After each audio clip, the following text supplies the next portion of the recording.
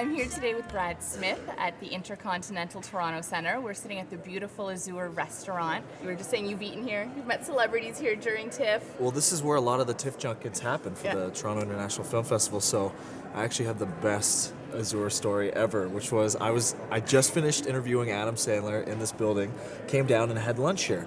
And in walks Adam Sandler and his whole posse for lunch, and he's walking by and he knows everyone's staring at him, so he's like, "Hey, what's going on? How's it going? Nice to see you." You know. And in the restaurant also is Jean Dujardin from The Artist, and he won an Oscar. And Adam Sandler had no clue who this guy was. Because I don't think that's quite his genre of film. Unless you've won a Razzie or something, you know. And so Adam Sandler walks by him. His PR person realizes, oh my God, you just walked by an Oscar winner, right?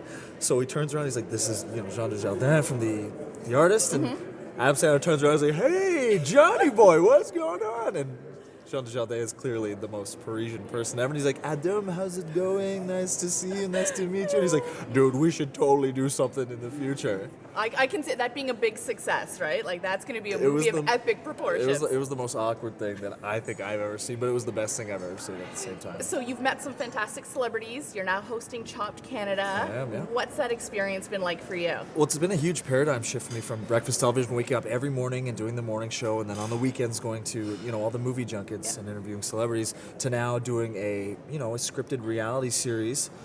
Although I've done reality TV before. Scripted reality. Scripted in quotation marks with The Bachelor. But this has been an amazing experience because you really got to understand the food community in Canada and how big this movement is. I mean, the Food Network in the last 5 to 10 years in Canada has become one of the biggest specialty networks.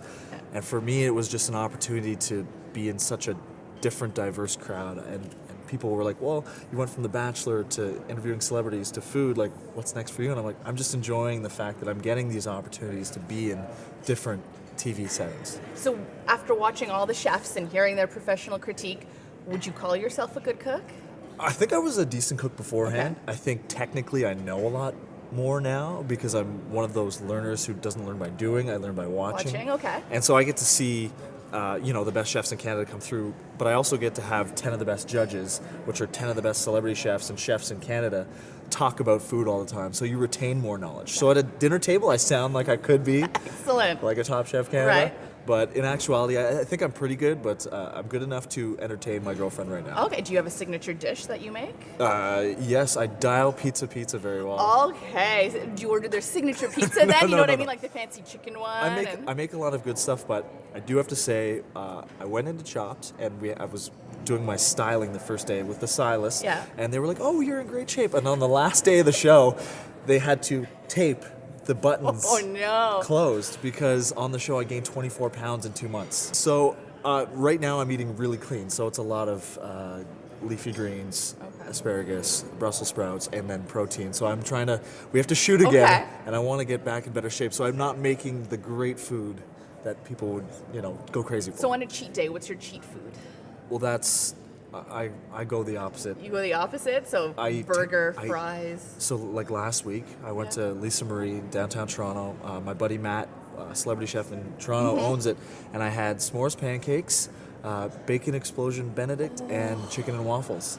Oh, that's enjoyable. 68 of the best 100 calories you can have. It was immense. Fantastic. And I follow you on Instagram, so I saw that. But you also posted another fantastic throwback pic from the last time we met. It's a Bachelor pic, and you gave it an awesome caption. That one was very well received on Instagram, but I think it was more for the caption than it was for anything else. So over the last 4 years, since you've left The Bachelor and moved on to other things, how has your personal style changed? I think that's a really interesting question because I think even when you look back in 2002 on Facebook, first year university, you're like, I thought I looked really cool back then.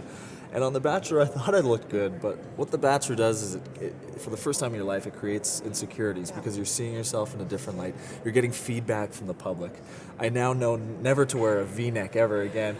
Although I did an interview with a couple ladies yesterday who do one of the biggest blogs in Canada, and they were like, "We love the V-neck. You should bring it back." And I was like, "You know what?" But now I think I'm just more simple. I don't do a lot of branded clothing. I do a lot of monochromatic colors.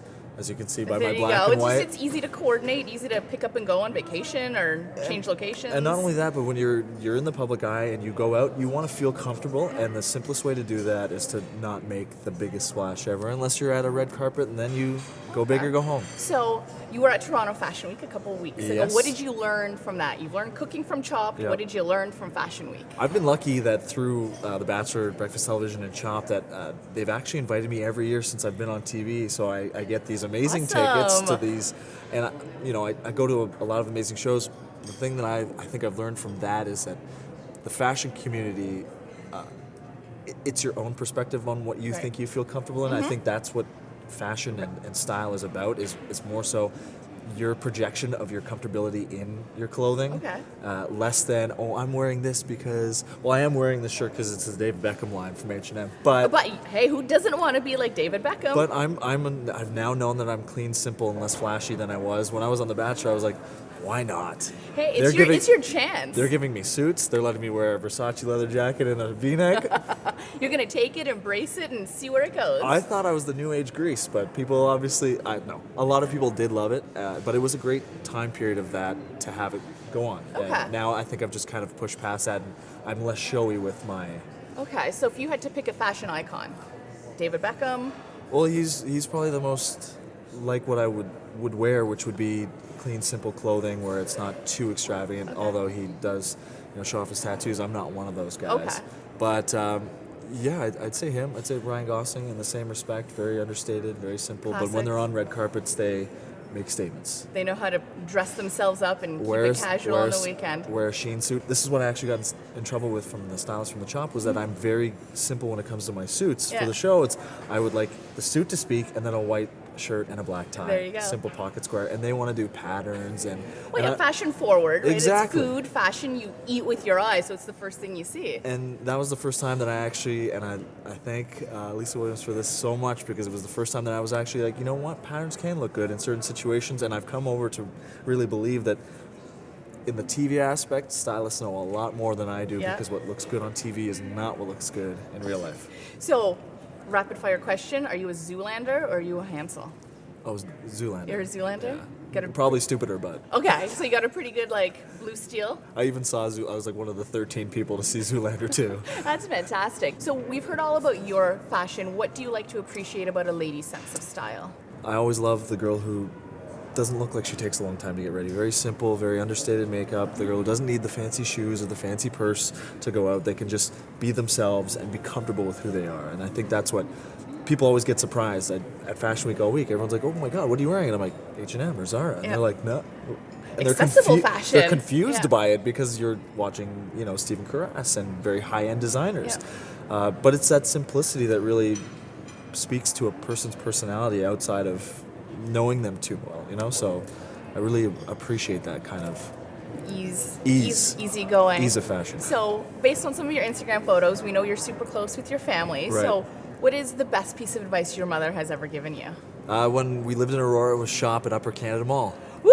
Shout out. Okay. To be honest with you, my mom's one of the most sincere, sweetest women you'll ever meet in your life, but she's been there through everything in my life, and not one of those parents who hasn't been really involved. This is the woman who would drive 10 hours to watch me play football for 2. Aww. But I think what I've taken away from my mom is to take away what you have from your mom and your dad, which is I take my mom's very strong side and my dad's sensitive side, and I've kind of tried to merge those together. Okay. And so is there one piece of advice that stands out to you that's kind of like every now and then it crops up in your head, maybe at awkward moments? Well, it's almost a piece of advice that I didn't take, where she told me not to kiss every girl in The Bachelor, and I did the opposite, and it kind of worked out for me, that I have a career after there you go. based and on... she still supports you, so, kind Yes. of take it with a grain of salt. It's mom's advice. She probably closed her eyes. My dad was probably cheering. Oh, dear.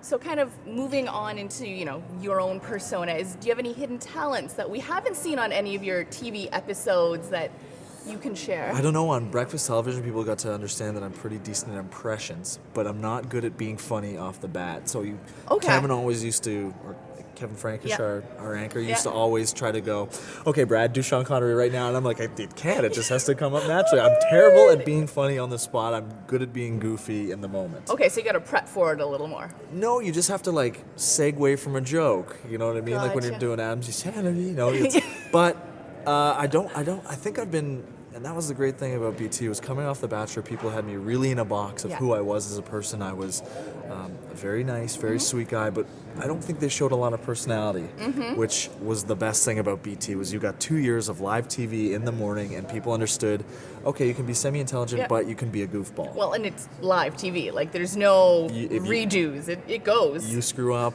that's all on you. And I was lucky probably only to screw up one time where I was like, oh, God, I hope I don't get fired.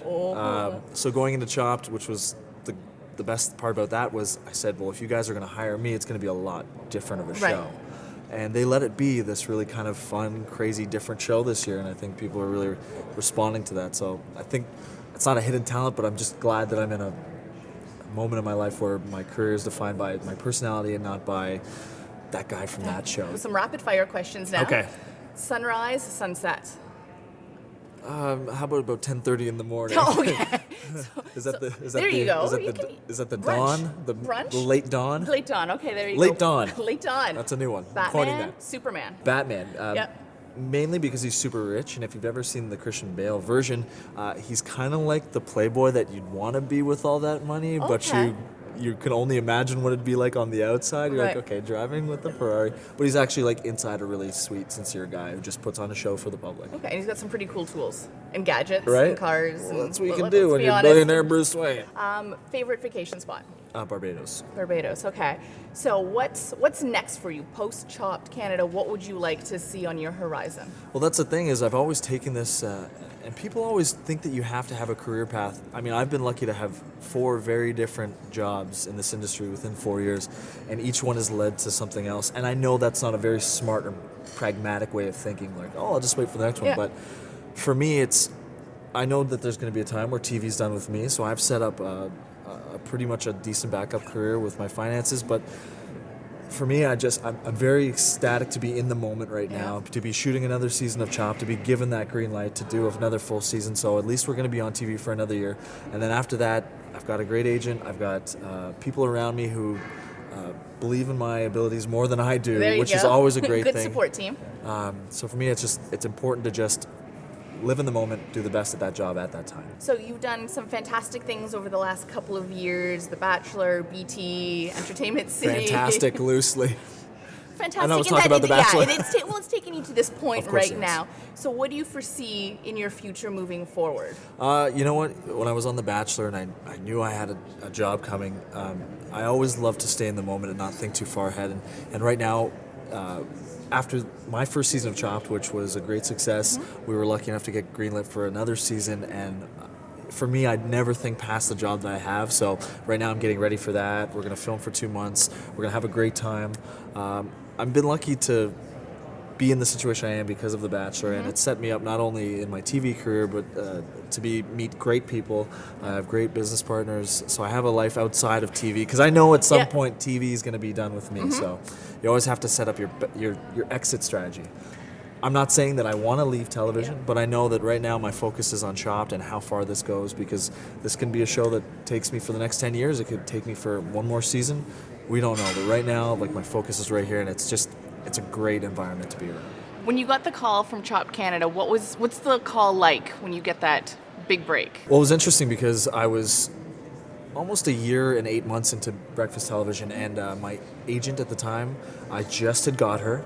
And the first phone call I got from her was, there's this Chopped Canada show. Are you interested in auditioning? I said, I'll audition for anything because I'm not going to get it. Why not? Yeah. It's not. I've watched the show. I appreciate the show, but it's not my personality. So I didn't see it happening. I went into the audition. It turns out that the guy who was doing the casting is a big fan of BT. Fantastic. And the funny thing on BT was that whenever we had food segments, I would stand right behind the camera, wait for the food segment to be done, then run in and eat everything. And usually it became a long-running joke where they would leave 30 seconds, then bring me in, and I'd eat everything, and I'd be like to the chef, "This is amazing." So they knew I love food, but the first audition I completely bombed. The second audition I was like, I can't believe it. Was 2 months later. Right. They'd already sent out like 2 more casting calls. I'm like, oh, I didn't get this one. And then they called me in and I did a screen test for them, and they called me 3 days later and said, would you like the job? And I said, there was obviously some back and forth between myself and BT, and I really did want to make both of the opportunities work. Yeah. But at the end I had to choose one, and And, having your own show on the Food Network on a national spectrum, I saw was the next elevating point in my career. So For sure. Well, you're the face of Chop Canada. It's you. It's a pretty bad face. People see you. Or Mark McEwen. It kind of, Mark is a beauty, but it is kind of weird for the first time too, since The Bachelor, which was, oh my God, every time it came up. Do you know what I mean? More of like, how are people going to respond to see this? The promos for Chop Canada come out and you be on it and be very, very proud of what you're doing. Over the last 4 years, you've got to experience some fantastic career highlights from being on The Bachelor, BT, award shows, Taylor Swift. What would you say has been your highlight so far? It's so hard to pick a highlight just because everything, when you're doing it in that moment, seems like the biggest thing you're ever doing. But I remember specifically one time, it was one of my first movie junkets. I went to American Hustle and I sat down with Christian Bale, who, as an actor, means so much to me because I'm such a huge movie buff growing up. Right. And I remember almost feeling like I was going to have a panic attack because I just interviewed Jennifer Lawrence, then Amy Adams, and then David O. Russell, director, and then Christian Bale, and I'm like, oh my God. You're amping up the energy level. I was, and then I remember Adam Sandler interviewing him in this hotel actually for the first time ever because I grew up in that guy's movies were the culmination of my entire childhood. Like I wanted to be Billy Madison, 28 years old, living in my dad's mansion, swimming in the pool, of course, drinking daiquiris, chasing penguins. It almost worked out, The Bachelor. There you go. Kinda. And then I remember Taylor Swift was one of the highlights of my life just because I got to sit down and my boss, they could have gone with a lot of other people to interview from City, Dina and all these huge, massive, great interviewers.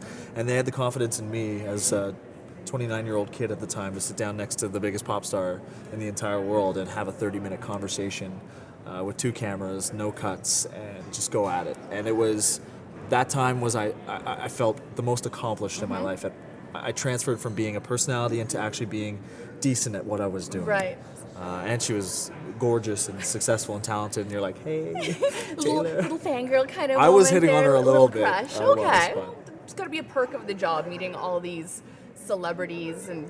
Well, at the end of the day, they're just regular people. Right. But for me, because I'm a movie guy growing up, they do something that really I've invested in. And whether it's music or movies, understanding their talent based on their talent and not them being celebrities, they appreciate that too in interviews. Fantastic. And I appreciate you sitting down with me and taking the time to share all this information. It's been wonderful. Maybe we'll sit around and see if some more celebrities wander into Azure. You know what? In 4 more years, we can do this again. Thank you so much again. My pleasure.